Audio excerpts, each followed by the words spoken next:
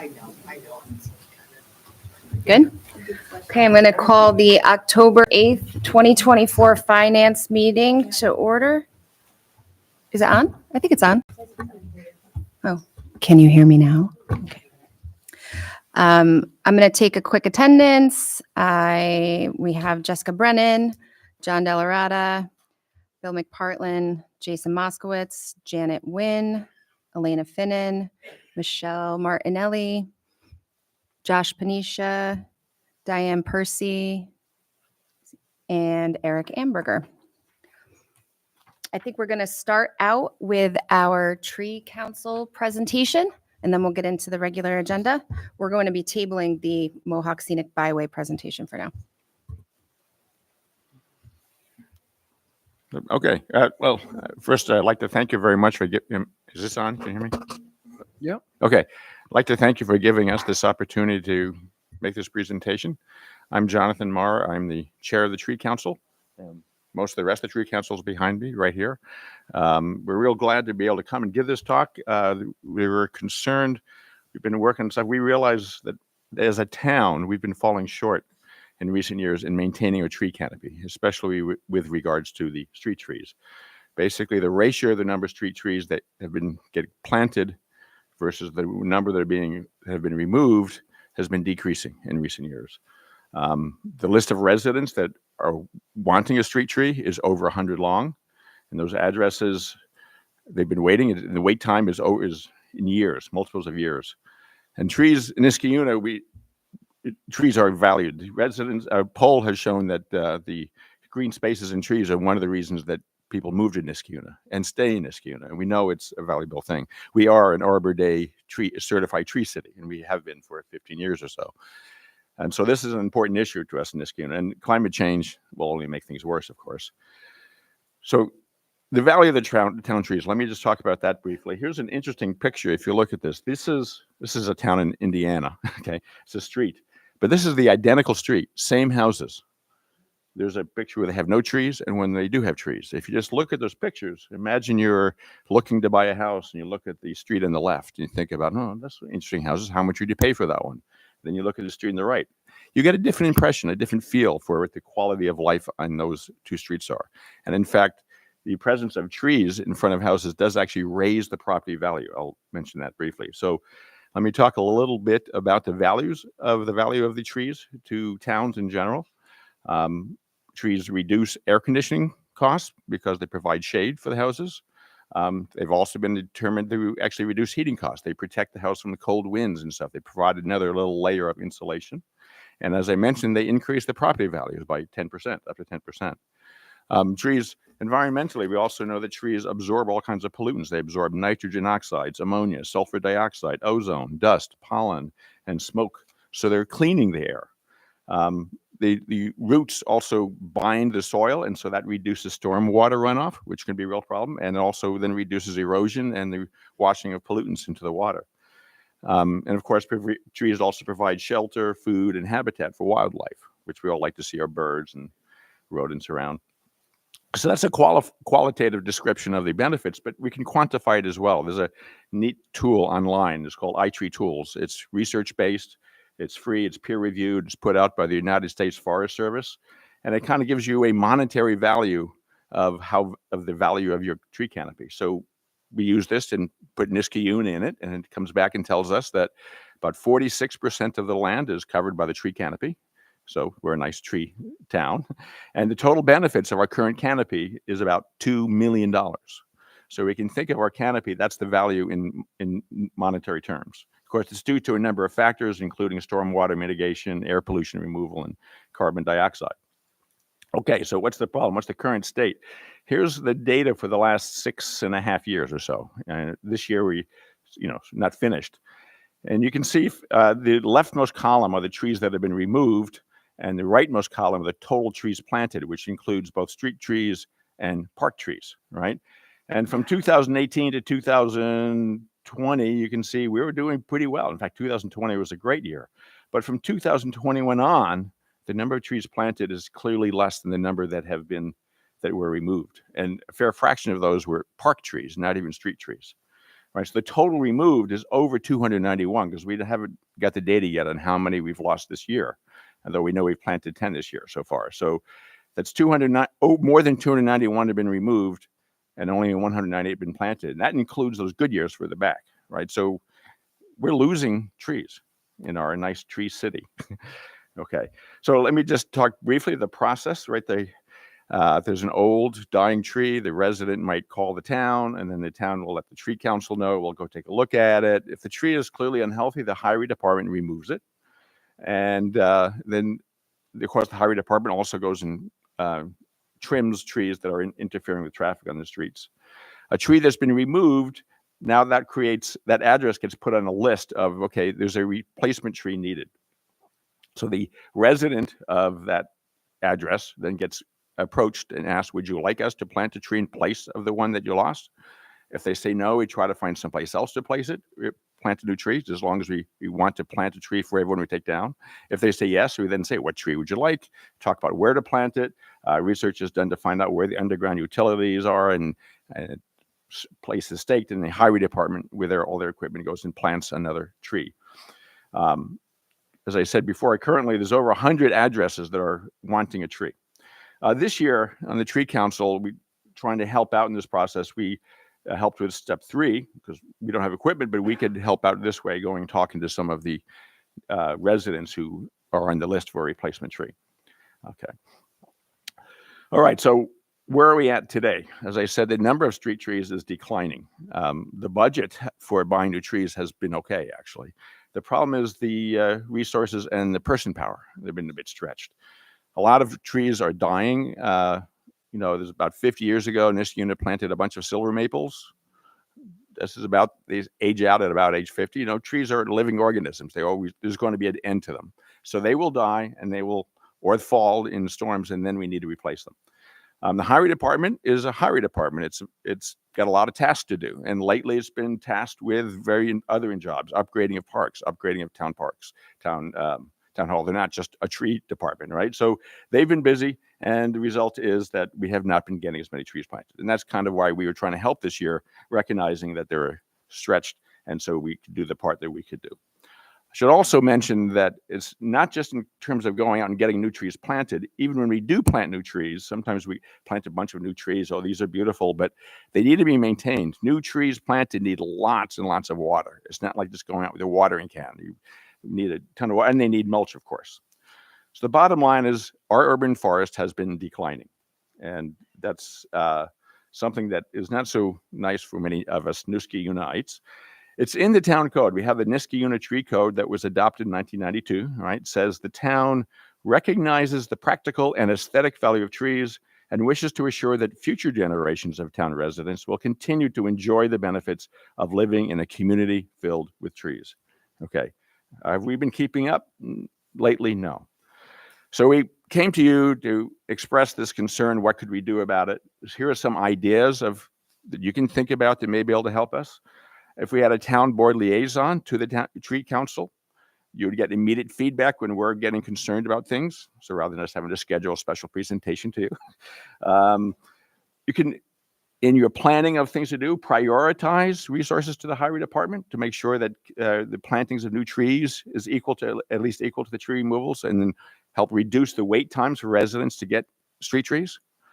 And I also mentioned that we need a better way of watering and mulching new trees. So if we can provide capability for watering and maintaining new planting trees, some towns have something like a watering truck and carry lots of water around town. Another idea you may want to put out there to think about is to create a salaried position for a town forester. There should be someone whose job it is to make sure that our urban forest is being maintained as best as possible, so that every tree that's removed does indeed get replaced.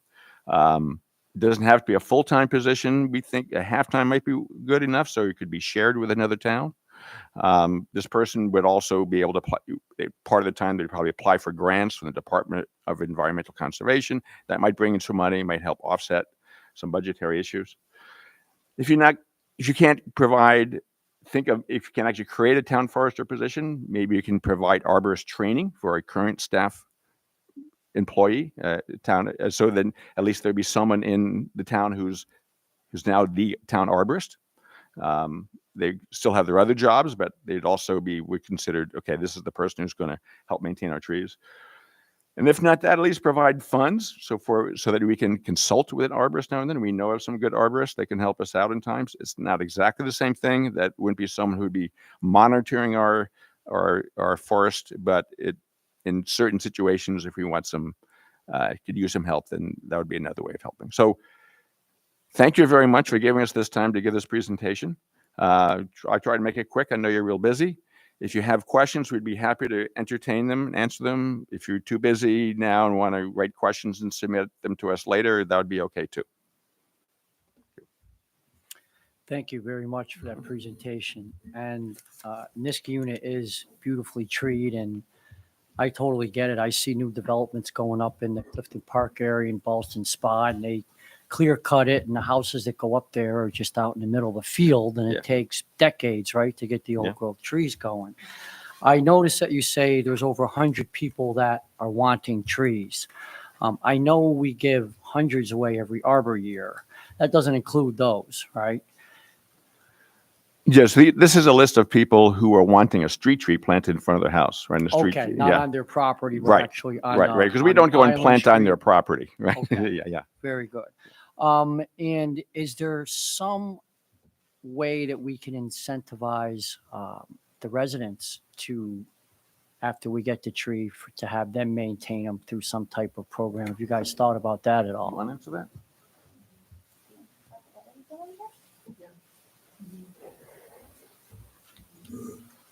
Hi, I'm Jeff Corbin, member of the Tree Council and professor actually of plant ecology at Union College.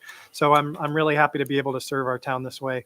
I've been involved this year in our new process to try to work with the highway department to start getting some of the names off of that list. And so we identify an area that's localized, makes it easier for us, makes it easier for the highway department to be able to be efficient in terms of contacting. And so then when we get a critical mass, when we get enough people who are interested, we locate the area where stake where the homeowner wants it, what do they want, the utility check comes, and then that then leads to the planting. Once the tree is planted, then we have a brochure that we hand out both about, why trees are great, congratulations, but it also has information about how to mulch, how not to mulch, because there's a common misconception about creating what's called a volcano. You want to put mulch around to retain water and reduce erosion and those kinds of, and reduce weeds, but not to suffocate the trunk of the tree. And we talk to them about, you need to water a lot. That does limit what time of the year really it's reasonable for us to plant. So the heat of the summer is a time when it's actually very delicate for a newly planted tree. But the saddle seasons, spring and right now, are excellent times. So we aren't incentivizing, but we certainly are trying to educate residents about what to do. One thing that we could do short of a water truck is that you may have noticed in some public plantings, there are these little green bags that surround the trees. And those water bags probably are sort of on the order of like $100 or something like that. So that is a way to be able to slow drip water in there that allows for a more efficient process of watering. So we are working on that, but I think that some funding to be able to provide those water bags might be a way to be able to help. Thank you. So about the arborist, where would you need that, or how often would you need an arborist? Is this to come to look at certain trees possibly that need to be taken down or that need pruning, or how would an arborist, if we had one or if we put funding into hiring one in a part-time basis, would that? Yes, well, there's two parts to that. I'm imagining if you hired a part-time arborist, part of their job would be to go around town and just look at the trees and maintain them and say, okay, here's a tree, it's kind of ill. I can fix that one. I can make it healthy. Here's a tree that needs to come down. Oh, we need some trees to replace. And I'm going to talk to the highway department, make sure, so because work with the highway department to make sure these things get planted. This would be someone who would do the contacting with other residents to find out whether they want a tree and what kind of tree they have. So if you're going to hire someone on the staff, like a part-time, I would imagine they would be not just be doing individual tasks at a time, but they would be part of maintaining it in general. Okay. The alternative idea is hiring them as a consultant. Laura, would you want to, how would you, or Carol, is there a good way to answer it? Would you do a consultant, or when would we use a consultant? Hi, I'm Carol Carey. I'm also on the tree council. I think we'd use a consultant. Right now, we're a volunteer group, and the highway department doesn't really have a trained arborist. So at times, there are questions that we really don't have the expertise for. So it would be consulting an arborist to help maintain, but also we need a long-term strategy for maintaining the canopy in town, which we currently don't really have.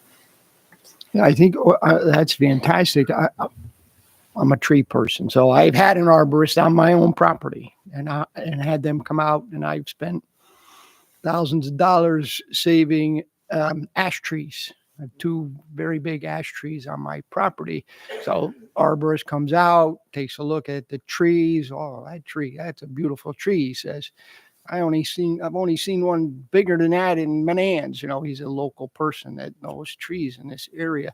So that's why I'm trying to, if we could even help encourage homeowners to sort of do those things. They'll come out and look at your stuff. They really won't charge you anything if you have a tree that needs something, needs attention, and then they'll obviously provide their services if necessary, because I'm sure you're all familiar with emerald ash borer and that in the Northeast at this point in time.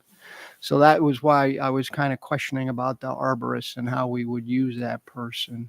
Yeah, his job description, I think, is what we're struggling with, and how he would fit into organizing what's been planted, or a spreadsheet, and what his job description would be in maintaining, watering, and would one person part-time be usually sufficient? kind of a tree metaphor. This is just kind of the idea of an arborist, just as a seed. I'm just planting, right? And then it can develop into whatever works. But it's just an idea, I think, that would help solve our problems, and we just would work and figure out what's the best job description for this arborist that would maximize our use. Would this be an opportunity for a collaboration with your council and then maybe Complete Streets, who've come and talked to us about having the canopy over like sidewalks and walkways where people need it to not be really hot and they have their children and Absolutely. things like that? I don't know if I said it, just to add, a town arborist would also increase town safety, because homeowners don't always notice that their tree is not doing very well. They're busy going to work, going home, dealing with the kids. There's a tree in the front that's aging and not doing so well. A town arborist would help notice and catch that tree before it falls. So that would be another factor.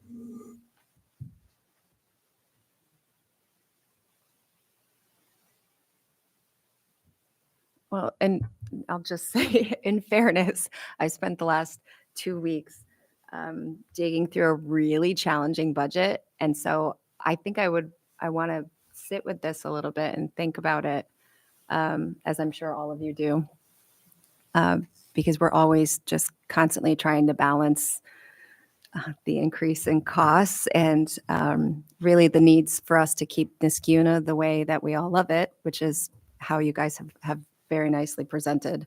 So I also don't remember whether I said it. I think a halftime arborist would be enough. We can share it with the town. yeah, I do. I think it's a valuable thing to have a conversation about. And I know highway, having the expectation that highway has the capacity to keep up on what we would, what all of us would love, which is the replanting. I don't know that it's not reasonable for a lot of reasons, but also because I think they're pretty consistently understaffed, and they always have more work than they can handle in a season. So I agree with you that there needs to be an alternative. So maybe we can talk through that. Yeah, and it's easy to take our tree stock for granted because it's here. Yeah. You know, you never know what you got until it's gone, so to speak. And we definitely do not want to lose. I mean, Old Niskayuna is a beautiful Old Niskayuna because of its old tree canopy. It's really irreplaceable. So we should be kind of out in front of it, so to speak. Thank you. That was a very good Yeah, presentation. thank you very much. Yeah.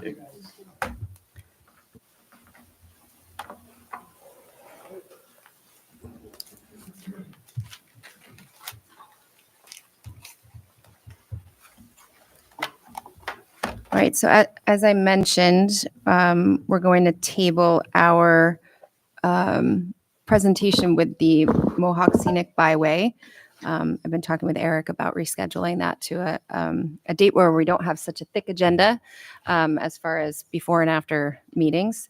Janet, do you usually run through this? I know we're kind of in a weird Yep, situation. and I but- can do it Okay. really quickly. A discussion regarding certain budgetary modifications. As always, every month, I will have something by the end of the month. We're continuing to evolve the budgetary modifications as we move through payroll and accounts payable processing. Finance approval to purchase NeoGov. In your package, you'll see that NeoGov is a power DMS. What was that? Oh, that's for your That's correct. software. Yeah, so budgets are obviously going on. Good evening, everyone. The supervisor and I were speaking very quickly about how we could control costs. This is our Planet schedule and payroll software.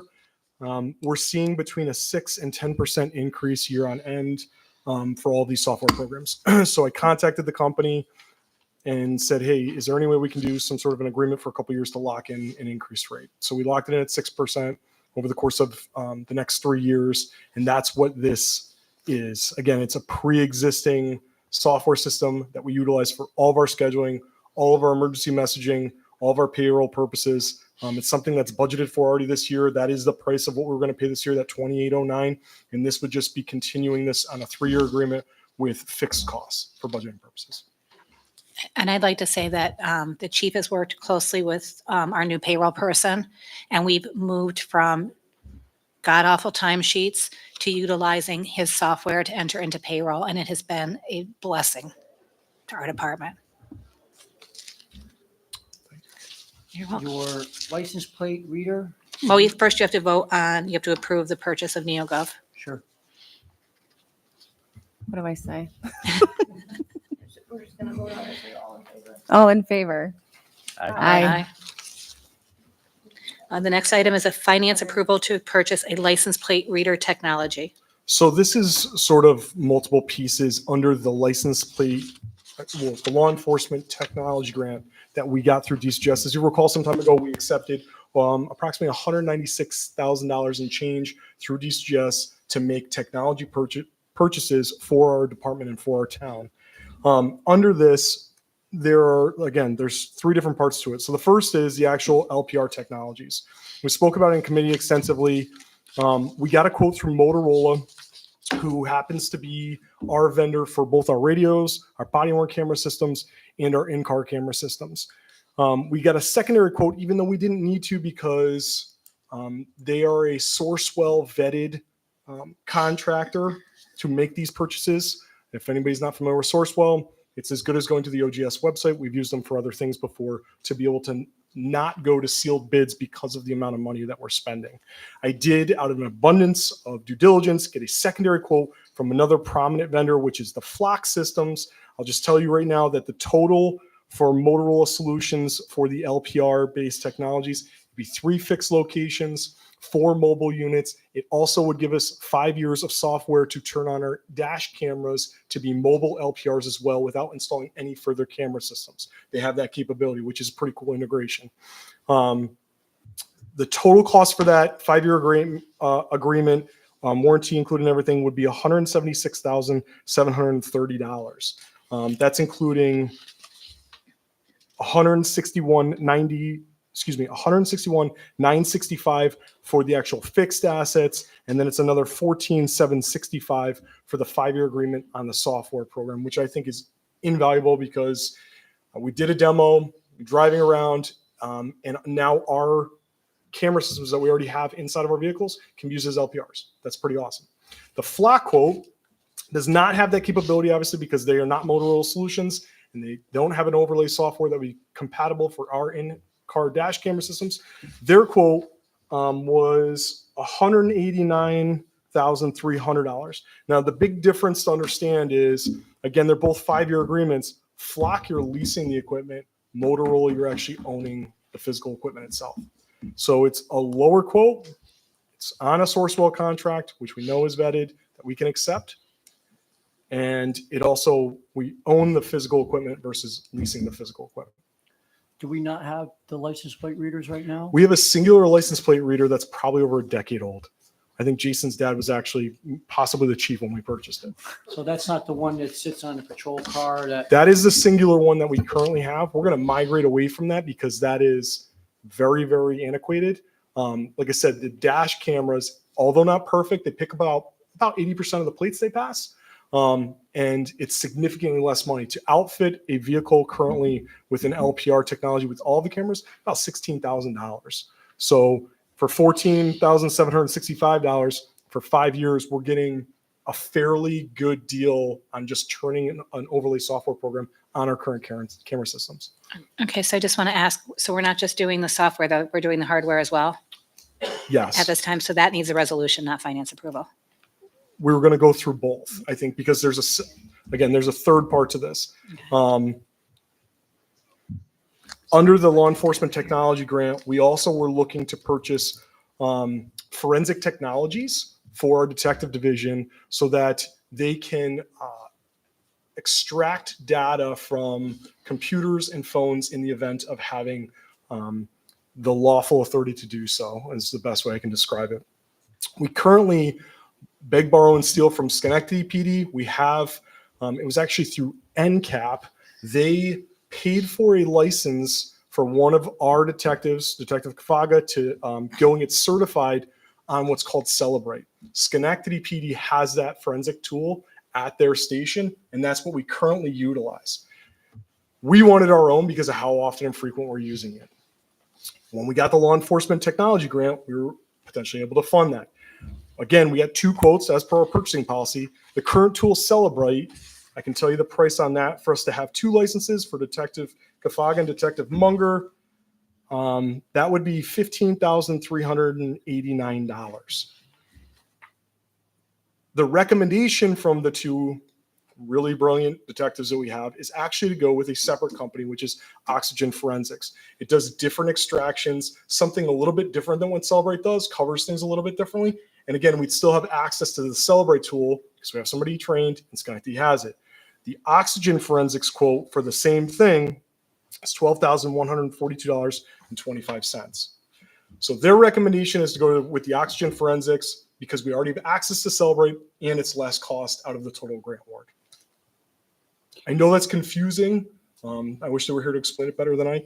So you got the money from the grant, Correct. right? For a lot of this stuff, hardware, All of it. and stuff like that. So let's talk about the future carrying costs of it, right? So you said basically on the Motorola the LPR is 5 years, you're pretty good, right? Yes. So then where do you think we'd be after that? I mean, 5 years, is that, I mean, you said you had one that's even 10 years We old. do. This equipment lasts that long, or it's really now the technology in the cameras and in the cars that you're.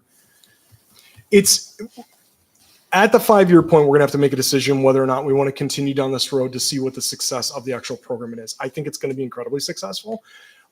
I suspect there's going to be a continuance of grant monies towards these things because right now that's what everybody's recognizing. They're recognizing that we have to have force multipliers because staffing is incredibly difficult to come by. So everybody's throwing all of this money to say, how do we get technology to take away from some of those things?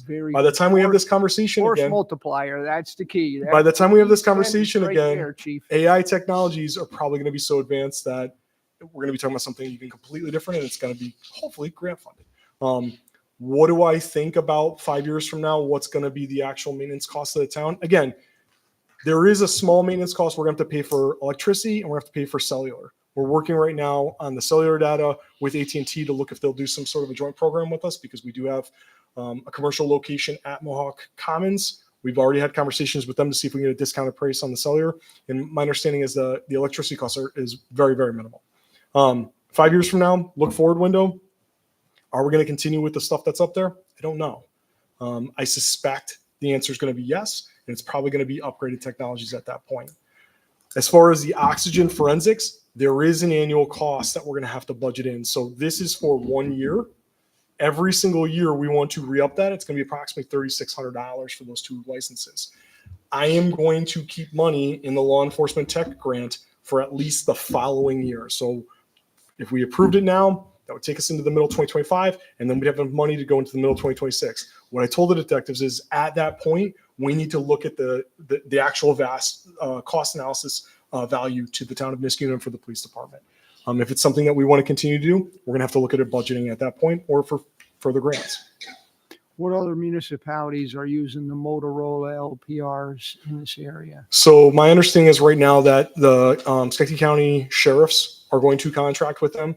I spoke with Chief Janik from Glenville. They're looking to contract with them. Further, my understanding is that they're in the process of doing several hundred, if not 1,000, state police vehicles with LPR systems as well. There is a component of revenue to this, right?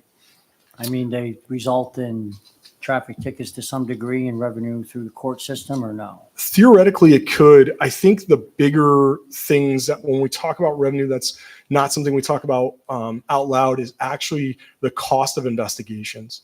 So where these fixed placements are going to be, I could tell you about a story offline, not in public tomorrow, about, we had a crime in the town of Niskuna. People exited on Route 7. Had we had these fixed locations already in place, we would have solved the crime in 5 minutes. But because we don't, we're going to spend endless hours and weeks now pulling data from other technology resources and other agencies to try to puzzle piece things together. So there's obviously, when we talk about a force multiplier, there is not a revenue, but a cost savings to the town by utilizing these technologies. But yes, if you're driving down the road and a plate reader hits for an unregistered or uninspected vehicle or something of that nature, certainly there could be some sort of revenue potentially to the town of Niskuna. But that pales in light of the savings in investigative services. I didn't realize that. Yes. So you can use these, so they're almost like having a camera Yes. on a pole cam or something like that to a certain degree. It very much so. And just to clarify for public purposes, the reason we originally were going to go with cameras, but it wasn't as cost efficient. It would have cost significantly more monies to the town from a maintenance perspective. We spoke with Schenectady County District Attorney's Office because they have a lot of cameras that they support. Unfortunately, their bandwidth is maxed out. So we kind of had to think about what we were going to do as our own and then give them access to that. Thank you. And then there's the just public safety factor that we can't put a monetary value on, that Certainly. if somebody gets in an accident and we can quickly find the person or locate. Certainly. Yeah. Again, anybody that was at our award ceremony last year, we are utilizing cameras and LPRs, not of our own, but of other agencies, to solve some pretty serious crimes that are going on in the town of Niskuna. So I consider us sort of a black hole right now from a technology standpoint, because it's going to help between Albany, Schenectady, and Troy. We have major thoroughfares, we have things coming through, and it's going to really fill in that puzzle piece. So where are we at, Elena? Do we need finance approval for, what was the second? Because I feel like I two don't sets of Oxygen oxygen. was the Right. difference. That's the 12,000. That one is the 12,142 and 25.